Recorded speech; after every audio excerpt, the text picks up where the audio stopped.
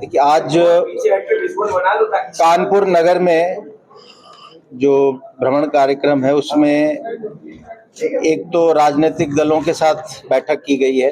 उनका फीडबैक लिया गया है कि विशेष प्रगाढ़ पुनरीक्षण में अभी तक जो कार्य हुआ कैसा हुआ और आगे उनके क्या सुझाव हैं। और इसके अलावा यहाँ जो सभी विधानसभाओं के निर्वाचक रजिस्ट्रेशन अधिकारियों के साथ समीक्षा की गई। इसके बाद हमारे जो अच्छे काम करने वाले बूथ लेवल अधिकारी हैं, बूथ लेवल अधिकारियों के सुपरवाइजर्स, एईआरओज, उनके साथ इंटरेक्शन होगा और जिन लोगों ने सर्वोत्तम कार्य किया है, उत्कृष्ट कार्य किया, उनको सम्मानित किया जाएगा। उत्तर प्रदेश में 27 अक्टूबर 2025 को जब भारत निर्वाचन आयोग ने घोषणा की कि 12 राज्यों और केंद्र शासित प्रदेशों में विशेष प्रगाढ़ पुनरीक्षण 2026 शुरू होगा, तो हमारा पहला गणना चरण शुरू हुआ था 4 नवंबर से, जो 26 दिसंबर तक चला, जिसमें 27 अक्टूबर 2025 को जो उत्तर प्रदेश की मतदाता सूची थी विधानसभा और लोकसभा के निर्वाचनों में प्रयुक्त होने वाली, उसमें 15 करोड़ 44 लाख से अधिक नाम थे। उन सभी मतदाताओं का इंडिविजुअल यूनिक नाम से अलग अलग गणना फॉर्म छपा और बीएलओस के माध्यम से घर घर जाकर उसे दिया गया। मतदाता अथवा उसके परिवार के वयस्क सदस्य ने उसमें हस्ताक्षर किए, उसमें जो सूचनाएं अपेक्षित थी वो भरी। और पिछला जो एसआईआर उत्तर प्रदेश में 2003 में हुआ था, उसकी अंतिम मतदाता सूची में मतदाता का स्वयं का अगर नाम हो, उसके माता पिता में से किसी एक का नाम हो या उसके ग्रैंड पेरेंट्स में से किसी का नाम हो, उस डिटेल को भरना था, जिसको हमने मैपिंग कहा या मिलान करना कहा। तो जब गणना चरण समाप्त हुआ और 6 जनवरी 2026 को उसकी आलेख्य मतदाता सूची प्रकाशित हुई, मसौदा मतदाता सूची प्रकाशित हुई, जिसे ड्राफ्ट इलेक्टोरल रोल बोलते हैं या ड्राफ्ट वोटर लिस्ट बोलते हैं, तो उसमें 12 करोड़ 55,56,025 नाम रहे। यानी गणना चरण में 2 करोड़ 88 लाख से अधिक नाम, जो कि 27 अक्टूबर 2025 को तो वोटर लिस्ट में थे, परंतु 6 जनवरी 2026 की ड्राफ्ट मतदाता सूची में वो नाम नहीं आए कई कारणों से। जैसे 46 लाख के आसपास तो ऐसे नाम थे जिनकी मृत्यु हो गई थी, 30 लाख के आसपास ऐसे लोग थे जिनके नाम कई जगह लिखा हुआ था, 1 करोड़ से ऊपर ऐसे नाम थे जो परमानेंटली शिफ्टेड थे, 80 लाख के आसपास ऐसे नाम थे जो लापता या अनुपस्थित पाए गए। इस प्रकार ये 2 करोड़ 88 लाख नाम मतदाता सूची से हटे। अब जो 12 करोड़ 55,56,025 नाम रहे थे, उसमें 1 करोड़ 4 लाख ऐसे नाम थे उस ड्राफ्ट वोटर लिस्ट में जिन्होंने गणना फॉर्म पर हस्ताक्षर करके दिया, लेकिन 2003 की वोटर लिस्ट से कोई मिलान नहीं कराया। इनको हमने नो मैपिंग कहा, नो मैपिंग वाले मतदाता। इनको नोटिस दिया गया 6 जनवरी के बाद, सुनवाई हुई।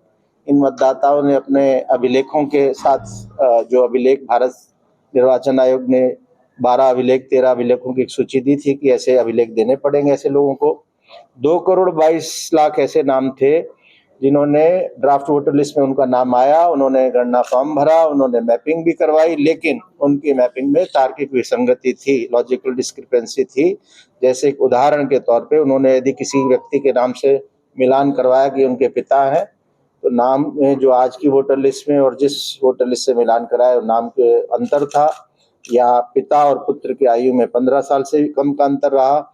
इस तरह के कई कारणों से तार्किक विसंगति वाले 2 करोड़ 22 लाख वोटर को भी नोटिस गया, सुनवाई हुई। 6 जनवरी से 2 काम समानांतर रूप से हुए। एक तो था दावा और आपत्ति प्राप्त करना। दावा यानी फॉर्म 6 भरना। यदि किसी व्यक्ति का नाम आलेख्य मतदाता सूची में नहीं आया था तो वो दावा कर सकता था फॉर्म 6 भर के कि मेरा नाम आना चाहिए। यदि किसी का नाम मतदाता सूची में ड्राफ्ट में था लेकिन किसी को आपत्ति है कि ये व्यक्ति का नाम नहीं आना चाहिए, ये व्यक्ति की मृत्यु हो गई या इसका नाम 2 बार है या ये यहाँ रहता नहीं है, ऐसे कारणों से आपत्ति लोग करते हैं तो फॉर्म 7 भरते हैं और फॉर्म 8 संशोधन के लिए, शिफ्टिंग के लिए भरते हैं। 6 जनवरी से 6 मार्च तक ये 2 महीने की अवधि में, दावा आपत्ति अवधि में, हमारे पास लगभग 87 लाख के आसपास फॉर्म 6 आए और फॉर्म 7 और फॉर्म 8 आए। और इसके समानांतर दूसरी नोटिसेस देना जो ड्राफ्ट मतदाता सूची में लोग थे जिनके मैपिंग नहीं हुई थी या लॉजिकल डिस्क्रिपेंसी थी, उनको नोटिस देना, उनकी सुनवाई करना, ये दोनों कार्रवाइयां समानांतर चली। दावापत्ती तो हमारा 6 मार्च को अवधि समाप्त हो गई और जो फॉर्म 6 मार्च तक आए हैं उन पे जांच और निर्णय हो जाएगा ईआरओ का, और 10 अप्रैल को जो हमारी फाइनल वोटर लिस्ट प्रकाशित होगी एसआईआर में, उसमें उसका प्रभाव आएगा।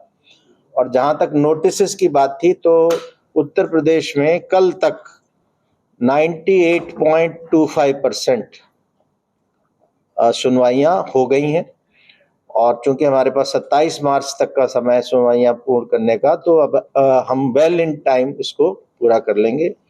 जहां तक कानपुर नगर जिले का सवाल है, तो कानपुर नगर जिले में भी 97.78 मतलब लगभग 98% सुनवाइयां हो गई, तो कानपुर जिला भी ऑन ट्रैक है, समय से सुनवाइयां पूर्ण हो जाएंगी। तो इस प्रकार हमारा जो एसआईआर 2026 उत्तर प्रदेश में भी और कानपुर नगर में भी ऑन ट्रैक है।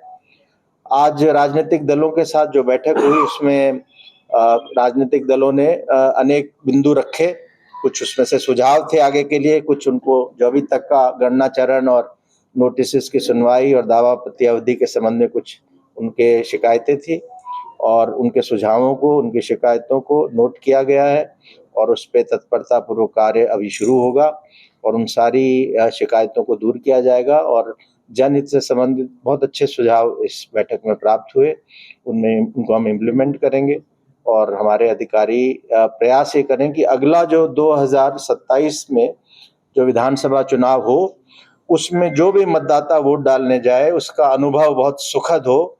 इस सेंस में, एक तो लोकसभा चुनाव में प्रति पोलिंग स्टेशन 1500 वोटर्स की एक लिमिट थी, यानी 1500 तक वोटर हो सकते थे। अब भारत निर्वाचन आयोग ने निर्णय ले लिया है कि किसी भी पोलिंग स्टेशन में 1200 से अधिक मतदाता नहीं होंगे, यानी अगर कम मतदाता है तो लाइन में कम समय तक खड़ा होना पड़ेगा और जल्दी लोग वोट डाल के घर जा पाएंगे। दूसरा, इससे पहले पोलिंग स्टेशन के आसपास, पोलिंग सेंटर के अंदर भी मोबाइल अलाउड नहीं था, तो इस बार मोबाइल फोन अलाउड होगा। मतदाता अपने घर से अपना मोबाइल लेके आ सकते हैं। पोलिंग स्टेशन यानी वो जो कमरा होता है जिसके अंदर वोट पड़ते हैं, पोलिंग स्टेशन उसको बोलते हैं। पोलिंग स्टेशन में एंटर करने से पहले मोबाइल फोन जमा करने की एक सुविधा दी जाएगी। लोग टोकन देके अपना मोबाइल फोन जमा करेंगे और वोट डाल के जब बाहर आएंगे तो मोबाइल फोन अपना लेके जाएंगे। तो इस तरह से वोटरों को सुविधा को ध्यान में रखते हुए कई महत्वपूर्ण निर्णय लिए हैं। और एक समस्या जो उत्तर प्रदेश में, कानपुर नगर में भी है, उत्तर प्रदेश में भी है और देश में भी है कि शहरी क्षेत्रों में विशेषकर पोलिंग एरिया बहुत ज्यादा वेल डिफाइंड नहीं है। समय के साथ वो एक एरिया के वोट दूसरे पोलिंग स्टेशन में, दूसरे एरिया के वोट इस पोलिंग स्टेशन में होते हैं। किसी परिवार का वोट, कई सदस्य हैं तो उनका अलग अलग पोलिंग स्टेशन में चला जाता है। इस तरह की कुछ समस्याएं हैं, जिसको समस्या को चिन्हित तो कर लिया है, उसका सॉल्यूशन भी निकाला कि कैसे हम उस समस्या से पार पाएंगे, जिससे अगली बार परिवार के लोग एक ही पोलिंग स्टेशन में वोट डालने जाएं और उनको पहले से पता हो कि उनका पोलिंग स्टेशन कौन सा है, समय से उनको मतदाता पर्ची घर में पहुंच जाए। आपके राज्य की खबरें, आपके शहर की खबरें सबसे पहले जानने के लिए देखते रहें अमर उजाला। चैनल को सब्सक्राइब जरूर कर लें और पाएं हर अपडेट।